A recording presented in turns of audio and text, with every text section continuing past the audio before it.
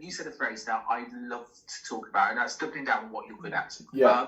And SEO websites, you can waste a lot of time doing it and learn a lot of lessons from it. Yeah. Kind of where do you stand on now? Yeah, sure. So the way I started my business was I told my girlfriend at the time, right, we're moving back in with my mum, and moved back in with my mum, paid no rent, worked out of her conservatory.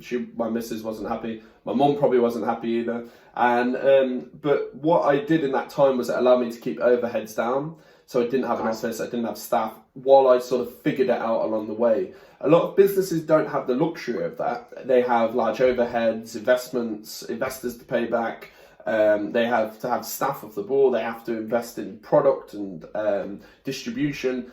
And one of my key considerations, what I learned in that time and when I got to now, but also from what I see what dealing with a lot of businesses, they try and be a jack of all trades and a master of none. And actually, I think one of the most depressing things about that is they're probably a master of the thing which they're starting a business in at the start, but that completely gets diluted down because they then become the web designer, the SEO marketer, the SEO marketer, the salesperson, the social media expert, the accountant, the business owner, the finance manager, and all the rest of it.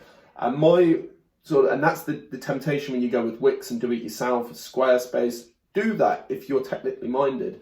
If you're not, and it's going to take you 10x hours to do, what do you value more, your time or your cash? Because all cash is stored energy and stored time. So I'd be saying to people, if that's not the way they're inclined, the same way that as an accountant, I'm terrible at accountancy. I would never ever consider doing the accountancy myself. I'll outsource it.